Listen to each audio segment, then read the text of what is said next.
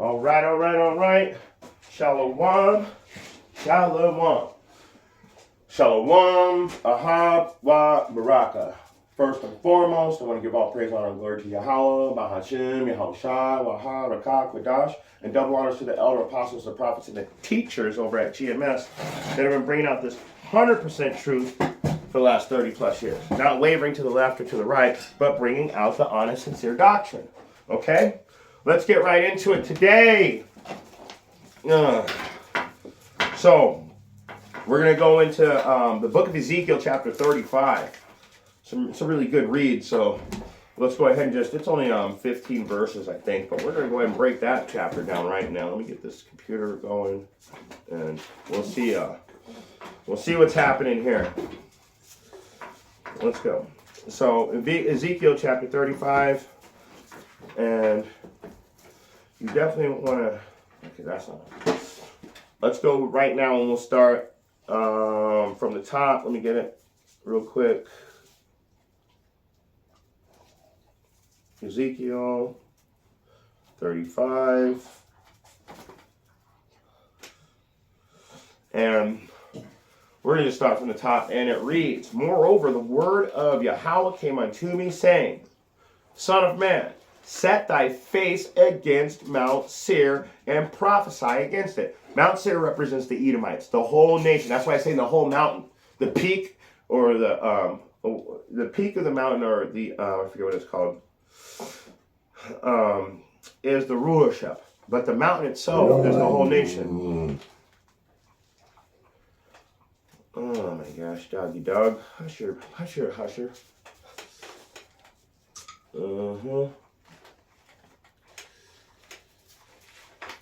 There we go.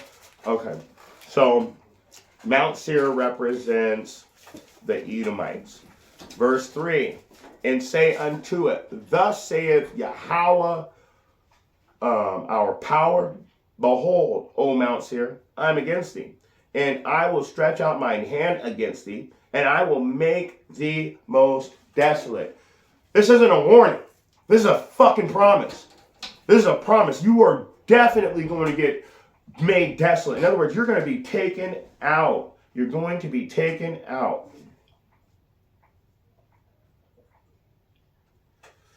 So, let me keep reading. I will lay thy cities waste, and thou shalt be desolate, and thou shalt know that I am the Lord. And so what does he say? And this is perfect, because he tells you this in other places in the Bible. You build, and I will throw down. What chapter and verse? It's Malachi 1 and 4. So let's get that. Because let's go with King James for it. Whereas Edom saith, We are impoverished, but we will return and build the desolate places. Thus saith the Lord of hosts, They shall build, but I will throw down. And they shall call them the border of wickedness, and the people against whom Yahweh hath indignation forever. Would you guys like to see that in the NLT? New Living Translation. Okay, let's see what it says. Sometimes it says something, sometimes you got to watch out with the other rewrites of the Bible. But, like on the NLT, they nail it down pretty good a lot of times. So let's see what it has to say in the New Living Translation, Malachi 1 and 4. Esau's descendants in Edom may say, We have been shattered, but we will rebuild the ruins. But Yahweh of heaven's army replies that you may try to rebuild, but I will demolish them again. Their country will be known as the land of wickedness, and the people will be called the people of whom Yahweh is, the Yahweh is forever angry. So, and that's beautiful, because what do they call this place right now? What do they call secret Babylon right now? The land of wickedness. Go any other place and you'll know this is the land of opportunity. Nah, man, this is the land of wickedness. Man, this is the most dangerous place in the world to live. And now we got all these other prisons being emptied out into our country. So now this truly is the land of the wickedness. So let's keep going. Let's keep going. I will lay thy cities waste, and thou shalt be desolate. Thou shalt know that I am the Lord. What does it say? He says that I will build, but you're going to try and build, but the Most High is going to throw it down. You ain't going to build no cities that last. And if you really want to get into that, an empire or a dynasty or whatever you want to call it will last about 250 years before it is destroyed. Do your research. Guess where we're at in America right now? That's right at that same marker. So you guys got to understand, this place has actually lived a little bit longer than the other nations. So let's keep reading. Let's keep reading. Because thou hast had a perpetual hatred and hast shed the blood of the children of Israel by force of the sword in the time of their calamities, in the time of their iniquity, in the time that their iniquity had an end. Therefore, as I live, saith the Lord our power, Yahweh our power, I will prepare unto, but you know what? Let's stop right there. Let's go back to 5. Let's go back to 5. Let's get some precepts. Because thou hast had a perpetual hatred and hast shed the blood of the children of Israel by force of the sword in the time of their calamity, in the time that their iniquity had an end. Let's get some precepts on that real quick before I move forward. I almost skipped over it. First of all, this is beautiful. We got to go to Revelation. And of course, this is a go-to verse for anybody that studies the Bible. Because it said that you had a perpetual hatred for us, and you shed the blood of the children by force of the sword. So let's follow up on that right there. So let's go to Revelation chapter 13, and the point is in verse 10. So, in fact, let's start with verse 9. If any man have an ear, let him hear. Verse 10, he that leadeth into captivity shall go into captivity.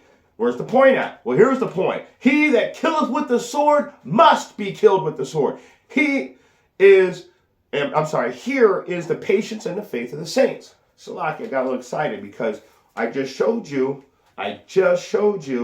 that because of your perpetual hatred for the children of Israel, you shed their blood through with the sword. So let's go back into Ezekiel really quick, chapter 35, and let's get it again. Verse 5, because thou hast had a perpetual hatred and hast shed the blood of the children of Israel by force of the sword in the time of their calamity, in the time that their iniquity had an end. So it's saying that you did this, and I'm showing you a prophecy now. You guys have been doing this. You've been doing this. In fact, when a cop shoots a so-called black person, they end up getting paid leave, a $30,000 post-traumatic stress syndrome bonus, and you got that paid time off to get your mind back right again. So really, it's a lucrative business. It's a major bonus to take out an Israelite, and then not get busted for it. It must be great. But let's read it again. Revelation 13 and 10. He that leadeth into captivity must go into captivity. Now here's the point. They've been killing us forever. This isn't a lie. This isn't made up. You can turn on the news and know who the root of all wickedness is just by watching. So, let me read it again. He that leadeth into captivity shall go into captivity. He that killeth with the sword must be killed with the sword. This is the patience and the faith of the saints. So what are we doing? We're patiently and faithfully waiting for Yahweh Ba'ashem, Yahweh Shai, to fulfill these prophecies of your death. Let's go back over to I want to get Ezekiel chapter 35 NLT. All right. And And the name of this chapter is called A Message to Edom. I'm sorry, you know what? That's what we named this class, A Message to Edom. So let's go ahead and get back into it. We left off at verse 5. So let's read that again. And there was given unto, let's go back over to Ezekiel in this one. 35 and we're going to read verse 5 again and then go into 6. Because thou hast had a perpetual hatred and hast shed the blood of the children of Israel by the force of the sword. And we know that if you kill with the sword, you must be killed with the sword. We know that now. By the force of the sword in the time of their calamity, in the time that their iniquity had an end. Verse 6. This is beautiful. This is beautiful. Therefore, as I live, saith Yahweh our power, I will prepare thee unto blood, and blood shall pursue thee. Since thou hast not hated blood, even blood shall pursue thee. So watch this. This is the beautiful part. I'm going to reread that verse in the NLT so you guys can understand exactly what it's saying. This is verse 6, Ezekiel 35 and 6, NLT. As surely as I live, says the sovereign Yahweh, since you show no distaste for blood, you love it, I will give you a bloodbath of your own. Your turn has come. So this is it, bro. Babylon is destroyed. Babylon the Great has fallen. It's falling. It's destroyed. You're never going to make America great again. This place is destroyed. One brick at a time. It's just crumbling. Everybody can see it. And they'll see a little something over here. Oh, no. Just don't even pay attention to it. Just block it out of your mind. Bullshit. This place is going down. Verse 7. Thus, I will make Mount Seir most desolate. This is Ezekiel 35 and 7. I will make Mount Seir most desolate and cut off from it him that passeth out and that return him that returneth. You ain't going in or out. This place is going to be gone. Verse 8. I will fill his mountains. I will fill his mountains with his slain men. You're going to be all taken out. And thy hills and in thy valleys and in all thy rivers shall they fall that are slain with the sword. He that killeth with the sword must be killed with the sword. So he's going to cover this land in dead Edomites. Sorry, but that's the truth. I ain't sorry about it. I'm happy about it. Happy about it, and that's the truth.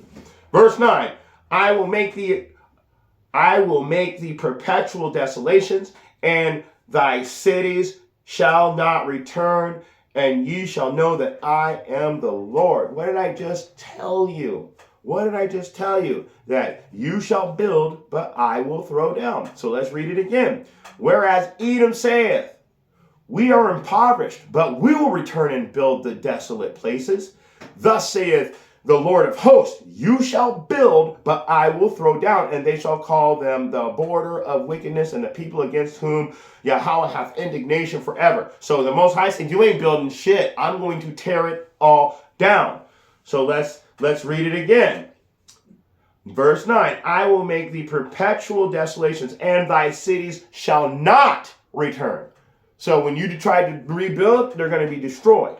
And it's like going back to the 250 years. Every kingdom after about 250 years is destroyed. So even though they try to rebuild up these kingdoms, they're getting destroyed also in that spirit. So this is a beautiful, harmonious book that works perfectly. It's perfect. This is the true never-ending story. Because we see what's happening. And when these prophecies get fulfilled, you're going to have a bloodbath of your own. Your cities are going to be destroyed and they're not going to return. Let's go back into it. Verse 10. Because thou hast said, these two nations and these two countries shall be mine. We will possess it, whereas the Lord was there. Oh, you guys want to see something really cool? Let's go to Ezekiel chapter... Why in the... I hate that. Okay, so let's get 10. Because I was telling my kids when I was teaching them this class that The two countries that it's talking about is Judah and Israel. Northern and southern kingdom. Let's prove it. This is why I like the NLT right now. It's knocking it out the park. So this is Ezekiel 35 and 10 in the NLT, New Living Translation. For you said, the land of Israel and Judah will be ours. We will take possession of them. What do we care that the Lord is there? What do we care that Yahweh is there? Ooh, bravo. Well spoken. Well spoken. And that's how they are right now. They don't think, they think that we are delusional and crazy. The real Israelites are already in Israel, and the Israelis are the real, in Tel Aviv with all the gay people and all the fighting. Yeah, that's all real. Yeah, those are the real Israelites. You guys are out of your mind. And what is this Yahweh, Bahashem, Yahweh Shai that you speak of? That name is not determined. How dare you say that name? One body in Yahweh Shai. They removed the name. They removed the name. And what happened when they removed the name? They went from $50,000 to $1.5 million. So you got to ask yourself, how is the name not determined, but your enemy will give you millions of dollars to not use that name? Get out. Out. We're not, I don't, get out. I don't know why he's doing that. All right, let's get back into it. Hold on, everybody. Get out. Get out. Out. Sorry about that, guys. My dog is literally trying to tell me something, and I don't know what he's... Oh, he's still going for it. Okay, stop. Dash, go outside. Man, I can't believe that. He's literally trying to tell me something, and I don't know what he's trying to tell me. But anyway, back to it. So, now that we know that the two countries, we're talking about Israel and Judah. Okay? Israel and Judah. And I think, so, and it's,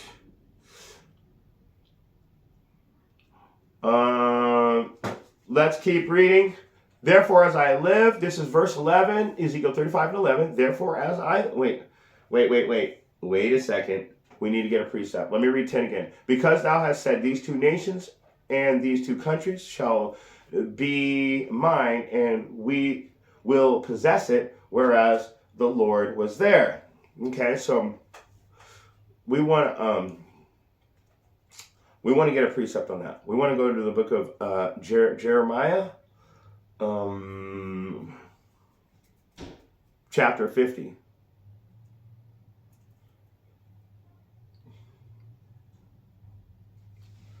And we're going to go to verse 33. Make sure we're in Jeremiah chapter 50. Go to verse 33, and it reads, you know what? Let's start at verse 29. Because, no.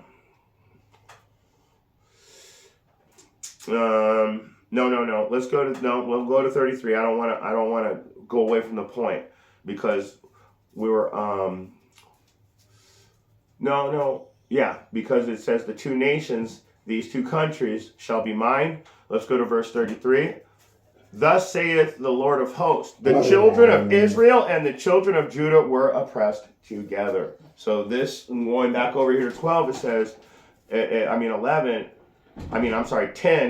it says, because these two nations and these two countries shall be mine. So it says Israel and Judah were oppressed together, and all that took them captives held them fast. They refused to let them go. Remember, at the end of our calamity, when our calamity was up, you guys were still oppressing us.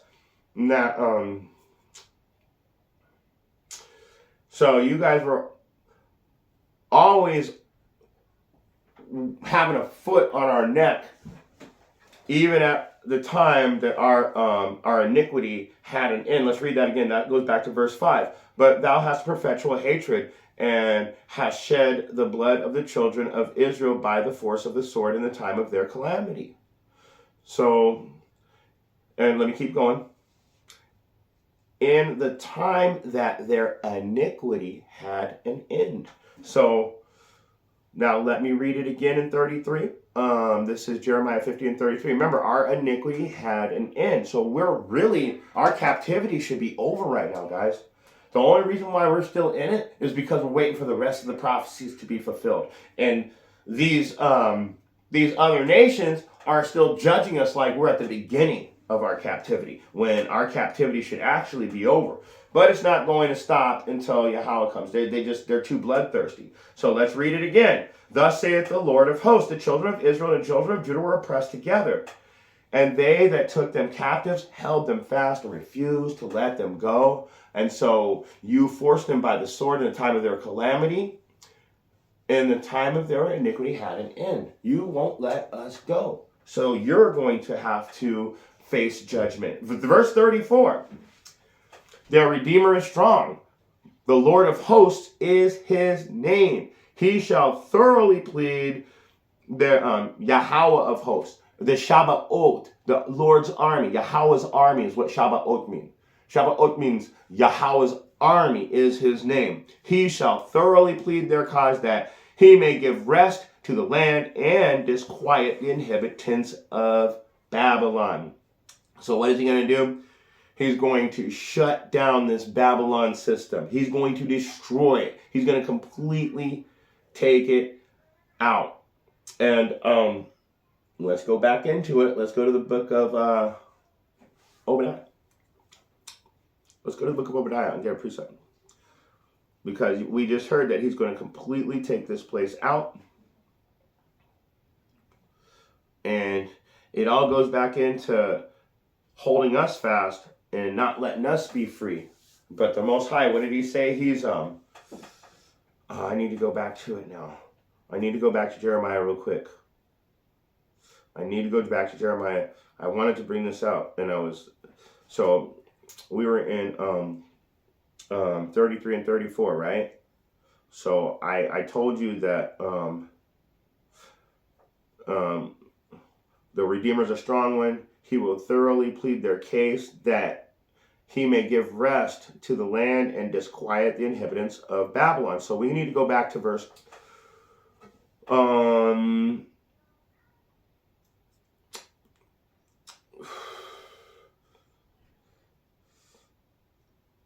verse 29. This is Jeremiah chapter 50 and 29, because he said the Redeemer is a strong one. So it says, call together the archers against Babylon, all ye that bend the bow, camp against it round about, let none thereof escape. Recompense her according to her work. Don't I say that at the end of every class? Don't I say it at the end of every class? Revelation 22 and 12, behold, I come quickly, and my reward is with me, to give every man according as his work shall be. So recompense her according to her work. It's talking about Babylon the Great. According to all that she hath done, do unto her. For she hath been proud against Yahweh, against the Holy One of Israel. Ooh, you are done. Now we can go to Obadiah. Now we can go over to the book of Obadiah. I had to get that in there. So now let's go to the book of Obadiah real quick. And we're going to start from the top. The vision of Obadiah saith, Yahweh, our power concerning Edom. We have heard a rumor from Yahweh. An ambassador is sent among the heathen. Arise ye, and let us rise up against her in battle. Anybody that bends the bow, round about, we're going to repay her for her dirty works, for her wickedness. She's getting a repayment. You guys better wake up. That last little bit of you 1/3, you need to wake up. I ain't talking to the 2/3. I don't care about the other nations. I don't care about Christianity and Muslims, all that. I don't care about that stuff. I only care about the last part of the 1/3 that needs to wake up. Because the more of the 1/3 waking up, the more the prophecies get fulfilled. Let's keep reading. Behold, I have made thee small among the heathen. Thou art greatly despised. The pride of your heart hath deceived thee. Thou that dwellest in the clefts of the rocks, whose habitation is high, that saith in his heart, who shall bring me down to the ground? let's keep reading. Let's keep reading one more. Though thou exalt thyself as the eagle, and though thou set thy nest among the stars, thence will I bring thee down, saith Yahweh. So who's going to bring him down? Yahweh's going to bring him down. But wait. He said the ones that now we're going to show you exactly who these Edomites are. They said the ones that dwell in the clefts of the rocks. Now you can go to Georgia, Petra in Georgia, Russia.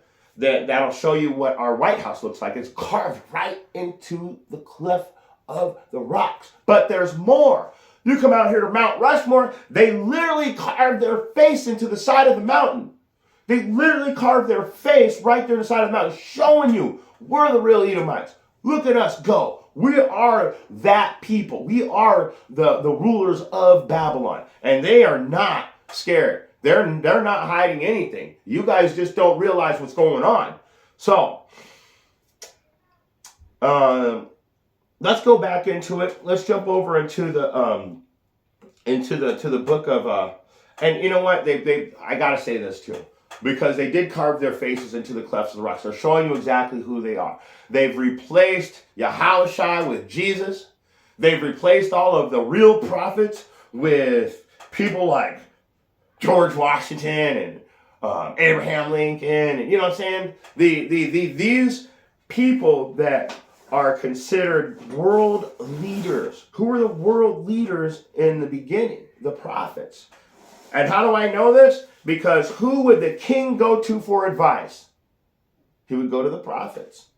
So now when we had King David, of course, he was our king from our people, but they covered the faces of the real judges. The world was given to the hands of the wicked. You're not going to see a rulership with our people on it. And if you do, it's not one of our people. Look at Obama. He's not an Israelite. Look at Kamala. She's not an Israelite. They say they are, but Kamala's dad's actually an Amalekite, which goes into being Jewish.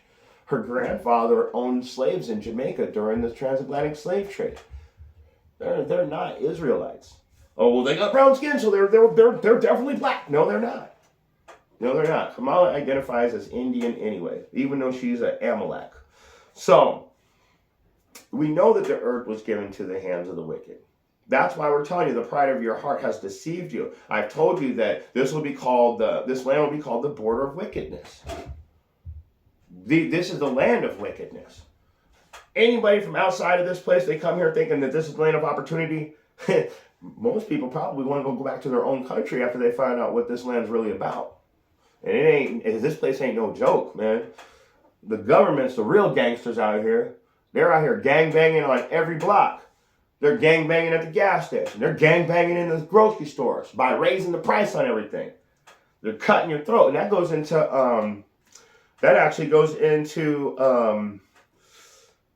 Baruch.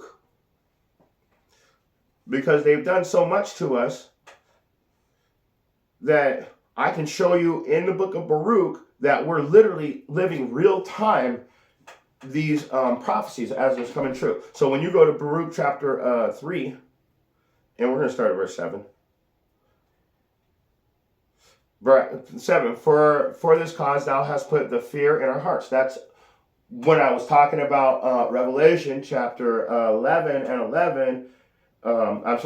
12, when they rise back up when they hear a great voice from heaven saying, come up hither, and their enemies beheld them. It says, so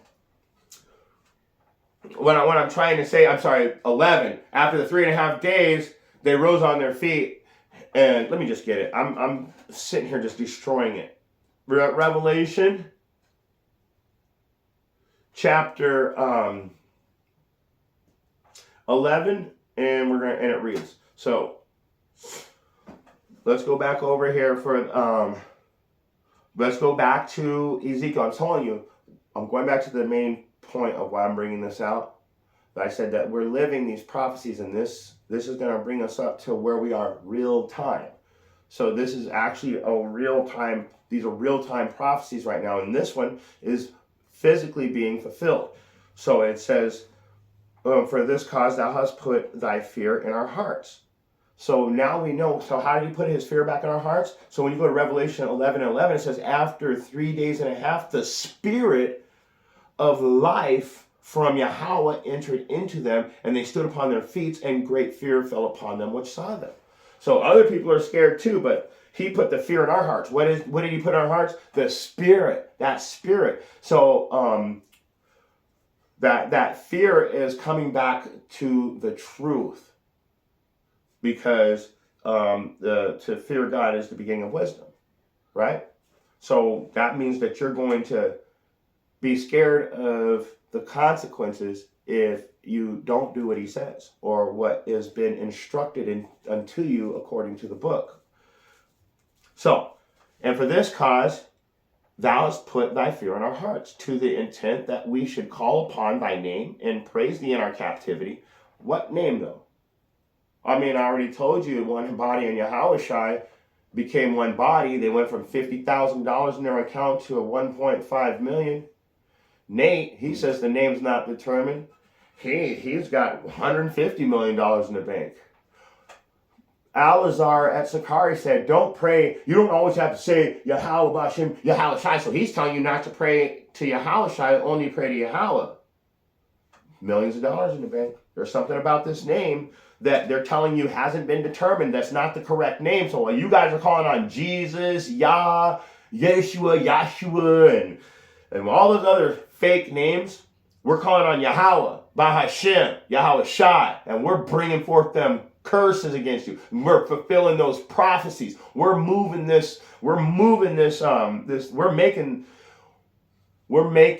the prophecies move by speaking them into existence. So, and for this cause, thou hast put the fear in our hearts, to the intent that we should call upon thy name and praise thee in our captivity. For we have called to mind all the iniquities of our forefathers that sinned before thee. So we're waking up. That's what Revelation is talking about too. And we see who our enemy is. There's a whole prophecy against our enemy, not just in Obadiah, but Ezekiel, what we're reading right now in chapter 35. A whole bloodbath is waiting for these people. We're fulfilling these prophecies and it's going one at a time. Bam, bam, bam. It's starting to speed up like the domino effect. But let's prove that this is real time. Verse 8, behold, we are yet this day in our captivity. So we are in this captivity right now, where thou hast scattered us for a reproach and a curse, and to be subject to payments. Not just physical payments, gas, food, electric, mortgage, car payments, but spiritual payments. You got to pay the Most High back for all the sins against him. Okay? So you will be subject to payments according to all the iniquities of our fathers which departed, they departed from Yahweh our power. So how do you depart from him? Well, it's the same way you come to him. You come back to the laws. If you're departing, you're falling away from the laws. You're forbearing the laws. To forbear means to reject. All right, now that we've got that out the way, let's jump around some more and go to the book of Ecclesiastes. That's one thing I really love is this book. It's a beautiful book. And when you're able to navigate through this book, it's a great feeling. So, we're going to go to Ecclesiastes chapter 10.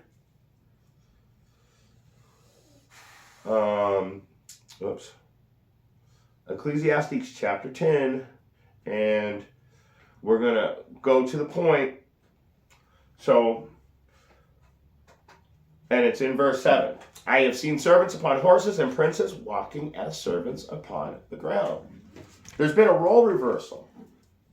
There's been a role reversal. That's why I'm telling you in Maccabees, First Maccabees 3:48, where where the heathen they sought to open. Let me get it. I'm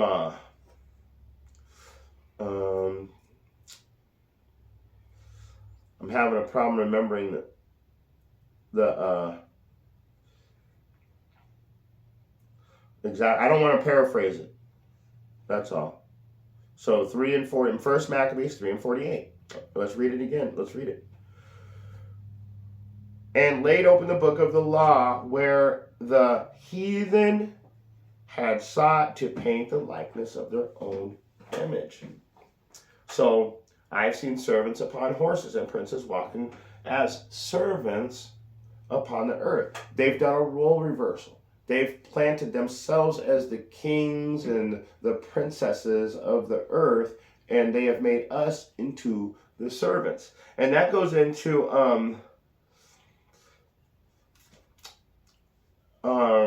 Job 9:24 also. Even though I already brought it out, I'm going to say it again. The world was given into the hands of the wicked. They covered the faces of the judges thereof. If not, where and who is he? So they literally have, like I said, a role reversal. They're really the servants of the earth, and they have made us into servants. And the reason why they were able to accomplish that, if you guys don't know it by now, it's because we didn't keep Yahweh's instructions. We didn't follow his instructions. So, back to it though. These servants, they're on horses right now. And the princes are walking as servants upon the earth. So we're still in this captivity. And that goes into having to fulfill the prophecies. We're never going to be out of this captivity until Yahweh Shai returns and sets everything back into the right course. Let's jump around some more. I want to go in on these Edomites on a few more scripts, and then we'll shut it down. So let's go to the book. Get this back to Ezekiel 35. And let's get another precept in Isaiah.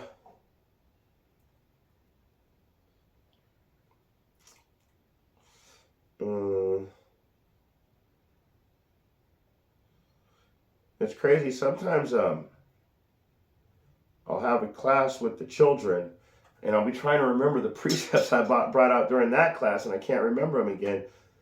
So when I teach these classes, when I teach my family, the class comes out completely different. And then I'll teach it again with you guys, whoever listens on YouTube, and it's a whole different class. So Isaiah chapter 23, and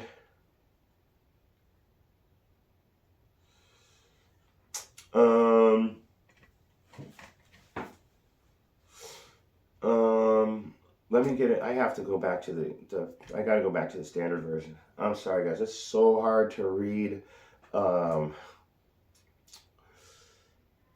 Isaiah chapter 23. It's just really hard to read it in the Old English. The letters, the words, they're different. So, back over to Isaiah chapter 23, verse 7, and it starts, "This is your joyous city, whose antiquity is of ancient days. Her own feet shall carry her afar off to sojourn." 8, "Who hath taken this counsel against Tyre, the crowning city, whose merchants are princes, whose traffickers are the honorable of the earth? The Lord of hosts has purposed it." Okay? "To stain the pride of all glory, and to bring into contempt all the honorable of the earth." So do you see that?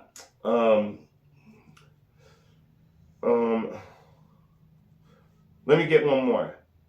"Pass through thy land as a river, O daughter of Tarshish. There is no more strength. I got to read 11 too. "He has stretched out his hand over the sea and shook the kingdoms. The Lord hath given a commandment against the merchant city to destroy the strongholds thereof." You see that? He's given the command to tear this place down. And that's beautiful, because that goes back into the patience and the faith of the saints. They've killed us with the sword. They've led us into captivity. So we're waiting for them to go into captivity and to be killed with the sword. That's what we're patiently and faithfully waiting for.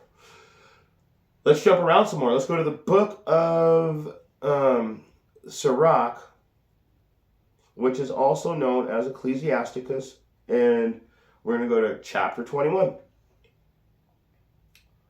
And we're going to go right to the point. It's in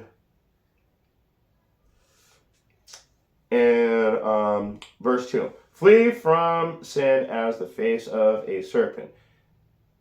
For if thou comest too near it, it will bite thee. The teeth thereof are as teeth of a lion, saying to the souls of men, all iniquity is as a two-edged sword, the wounds whereof cannot be healed.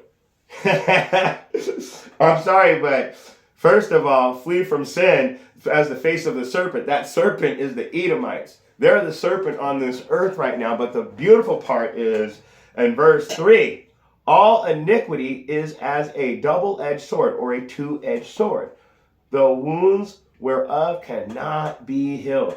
So, let me read 4. Might as well, right? Let's get 4 because this goes right into you Edomites anyway.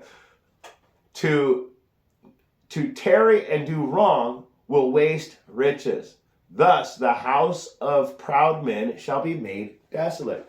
And I got to get that now too, because the house of you proud men, you're going to be made desolate. And what does it tell you? Pride cometh before destruction. And that's Proverbs 16:8. Let's go to the Bible Hub. And it reads in the King James Version, pride cometh before destruction, and a haughty spirit before a fall. So when we go back over to Ecclesiasticus, it says that in verse 4, to tarry and do wrong will waste riches. Thus the house of proud men shall be desolate. Because why? You're going to be destroyed. Let's jump around some more. We got a couple more verses and we're going to shut this down. So first, let's go back to Ezekiel. And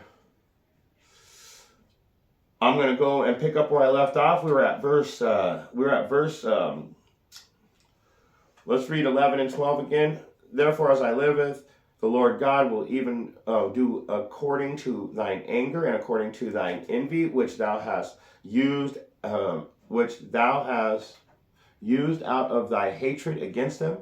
I will make myself known among them when I have judged thee. So the Israelites, we're going to know exactly what's going on when he judges our enemy. And verse 12, and thou shalt know that I am Yahweh, and I have heard all the blasphemies which thou hast spoken against the mountains of Israel. So our mountains are our rulership, our northern and southern kingdom, our nation, saying, they are laid desolate, they are given us to consume. When we went over that, they think that we're here just at their, just for whatever they need us for.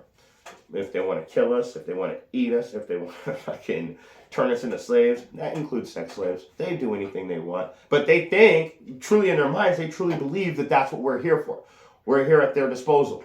Okay, verse 13. Thus, with your mouth you have boasted against me, and have multiplied your words against me. I have heard them. You have talked good. You have spoke well against Yahweh. Thus saith Yahweh our power, when the whole earth rejoiceth, I will make thee desolate. And where is that?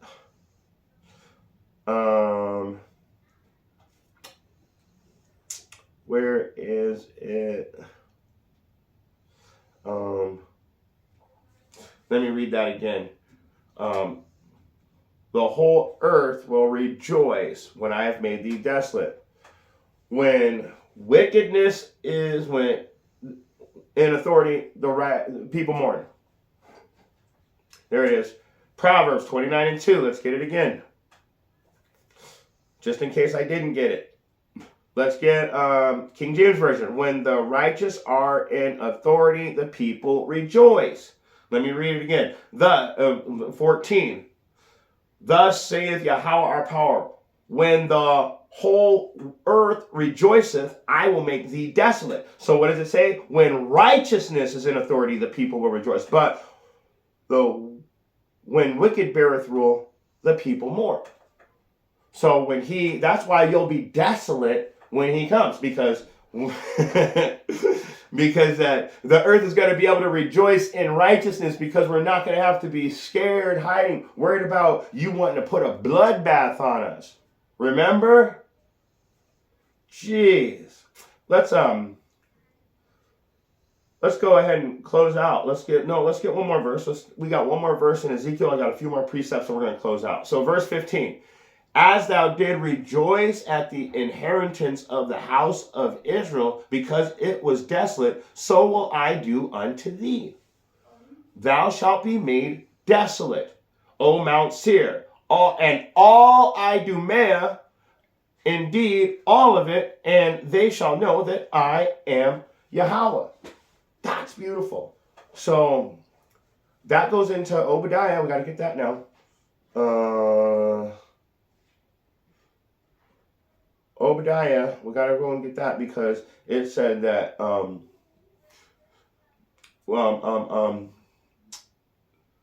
that thou shalt be desolate, O Mount Seir. So let me show you in Obadiah that he's telling you throughout the Bible that these Edomites, Idumean is the Greek word for Edomite, just letting you know. So, and all Idumea, even all of it. The word even is an old English word that means indeed. So, and Mount Seir, and all Idumea, indeed all of it, and they shall know that I am Yahweh. So when you go into Obadiah, let's go down to the point.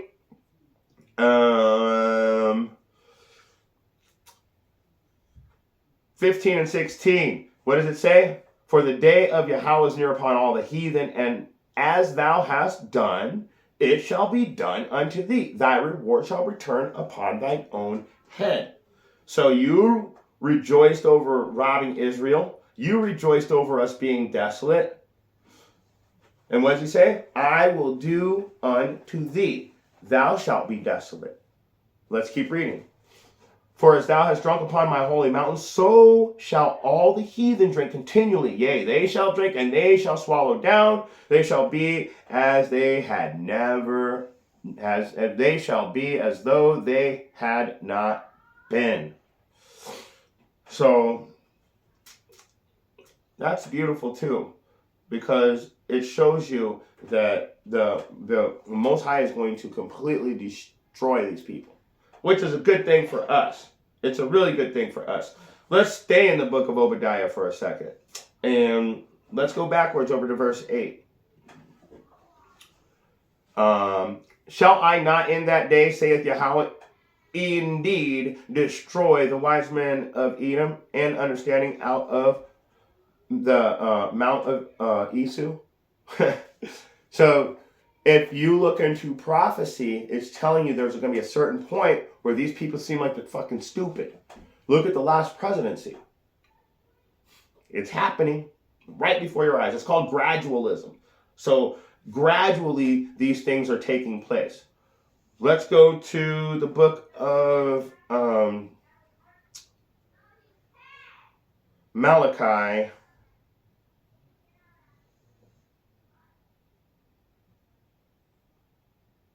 Chapter 4, I think we're going to close out here. Starting from the top. For behold, the day cometh that shall burn as an oven, and all the proud, yea, and all that do wickedly shall be stubble. Oh man, I got to get that now. I got to get that. Shall be stubble.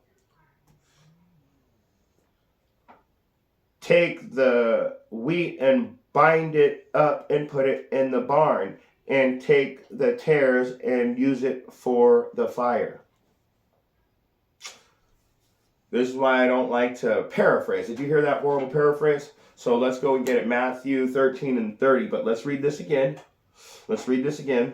For behold, the day cometh that shall burn as an oven, and all the proud, yea, and all that do wickedly shall be stubble. And the day that cometh burn them up, saith Yahweh, the Lord of hosts.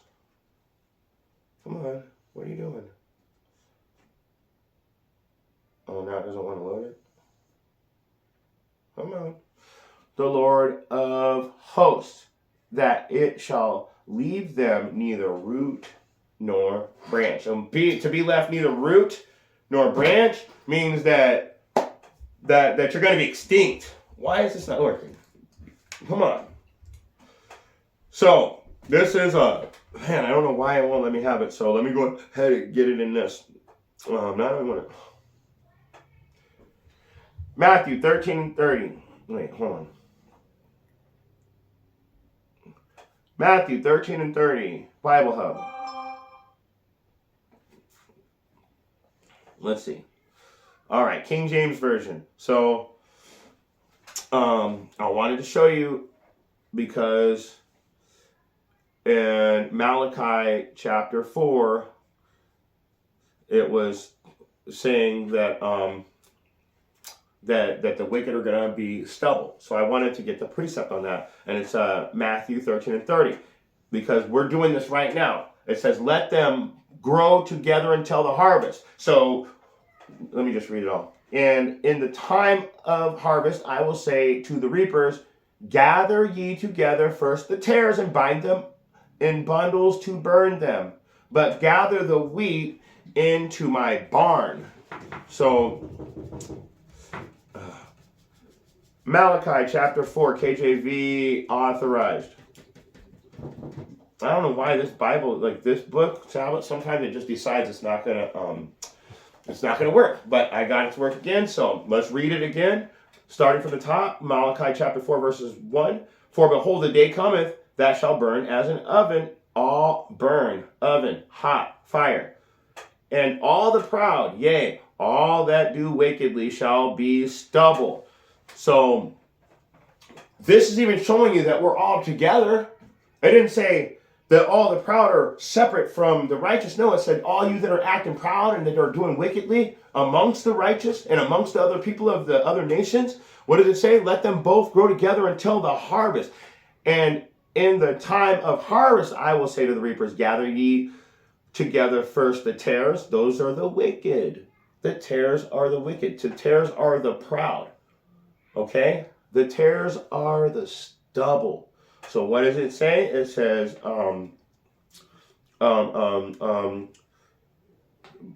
"First gather together the tares and bind them in bundles to burn them, but gather the wheat in my barn." Okay, so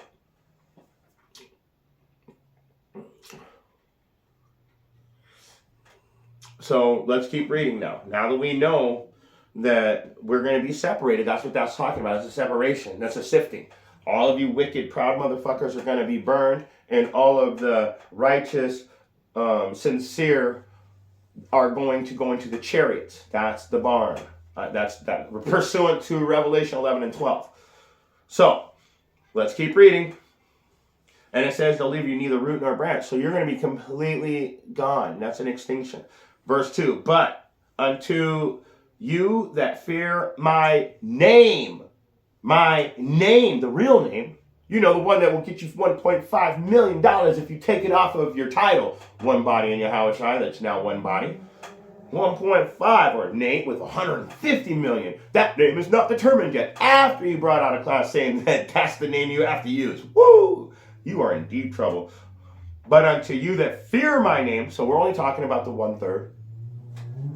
"The Son of Righteousness," "the fear of my name shall the Son of Righteousness arise with healing in his wings, and ye shall go forth and grow up as calves in the stall." In other words, you're going to be made healthy and safe. Let's keep going.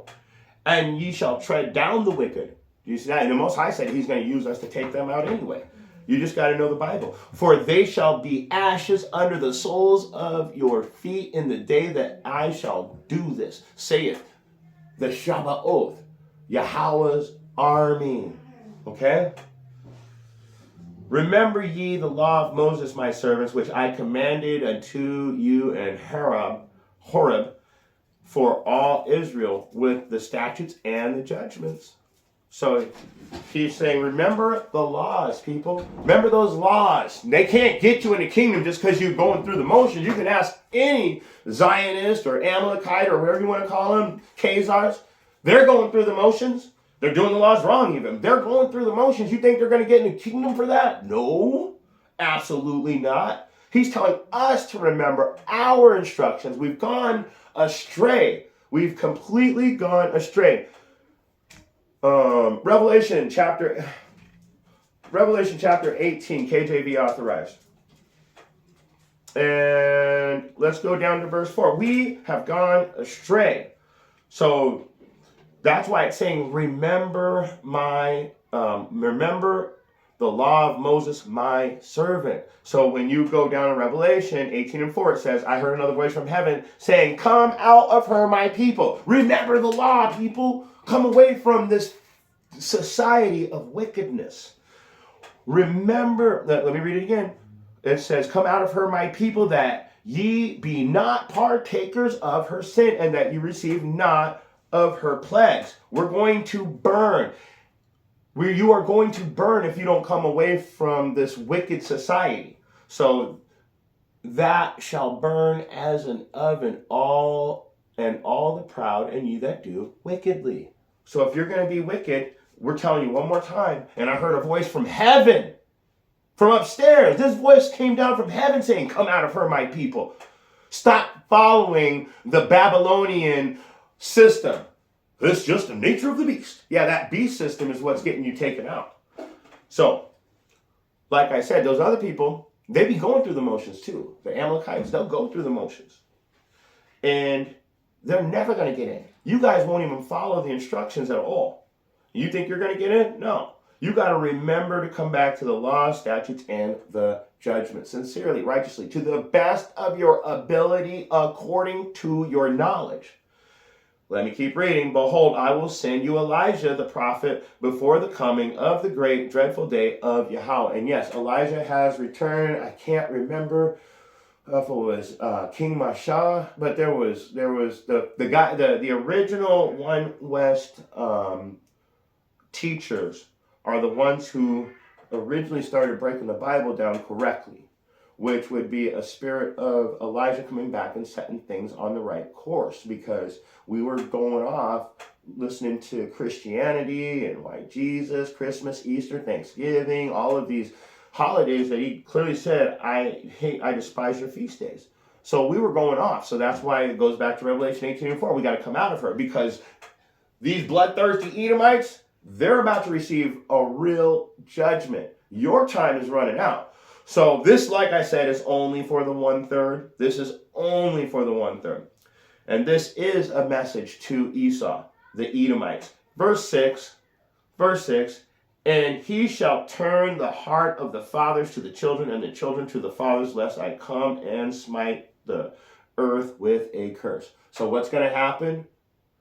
When Elijah came back the second time, and that was in the 60s, I'm pretty sure, when King Masha and the others were teaching in the beginning at One West, what happened is the children of Israel started to follow the instructions again, and that's turning the hearts of the fathers to the son and the son back to the fathers.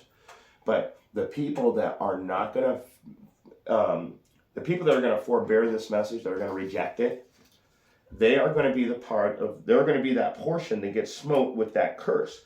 So you 2/3 are done. Let me get that one too, because like I said, this is only for the 1/3.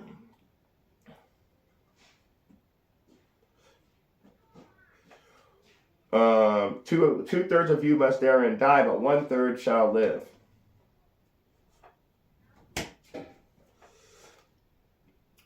Two-thirds of you must die, but 1/3 shall live. And yeah, I should have known where that was. Bible.com. Okay, I should have known where that was. Okay, King James Version, Zechariah 13:8. And it shall come to pass in the land, saith Yahweh, 2 parts therein shall be cut off and die, but the third shall be left therein. So the children that are coming back to the fathers, and the fathers back to the children, that is the 1/3 that is left therein. The rest of you, like I said, this ain't for you. You're part of that 2/3. You must be cut off. Damn, it says cut off. 2 parts therein shall be cut off and die. So you're going to suffer that same curse that I've just spent who knows how long talking about these bloodthirsty Edomites. You're going to be right there with them because you won't fall away from them. Going into one more. Let's get it. Isaiah. You're going to fall off with them, and this is why. Chapter 30. Yeah, Isaiah. We're going to go Isaiah 30, and starting from the top. But it says, woe to the rebellious children. That's that 2/3. Saith Yahweh, that taketh counsel, but not of me, that cover with a covering, but not of my spirit, that they may add sin to sin. So what is that covering? That's that beast system that you live by. You're not covered with what did he say? Remember. He said to remember my laws, my statutes, and my judgments. He said, remember the law of Moses, right? Who gave Moses that law? Come on now. Come on now. So, woe to the rebellious children because they're covering. That woe means destruction. So you're going to be destroyed. 2/3 of you are going to be destroyed because the covering is not of Yahweh's spirit, but it's a wicked spirit to add sin to sin. That walk down to Egypt, that's the oppressor, that's Babylon, and have not asked of my mouth to strengthen themselves in the strength of Pharaoh and to trust in the shadow of Egypt. Therefore the strength of Pharaoh shall be your shame. So you 2/3, because you trust in wickedness, like I told you, Revelation 18:4, come out of her, my people, that you will not partake in their sins. But since you guys strengthen yourselves, like they have not asked at my mouth to strengthen themselves in the strength of Pharaoh or to trust in the shadow of Egypt, therefore shall the strength of Pharaoh be your shame, and the trust in the shadow of Egypt your confusion. You're going to be ashamed and confused when you can't, when it's too late. Plus, every time you go to them for help, they literally just screw you over. They're bloodthirsty. You're going to a bloodthirsty murderer and asking them for help. And you really think that they're going to help you. And this whole class is about a message to the Edomites. So for you 2/3, you're going to be caught up in that too. It really makes me not really sad for you because that's part of the prophecy and it has to be fulfilled.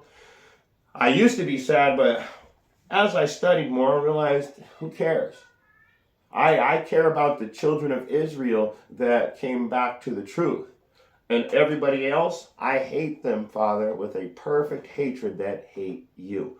And I got one more verse. You know we got to close out with Revelation chapter 22. And we're going to go to verse 12. And let's see what it says. And it reads, behold, I come quickly. My reward is with me to give every man according as his work shall be.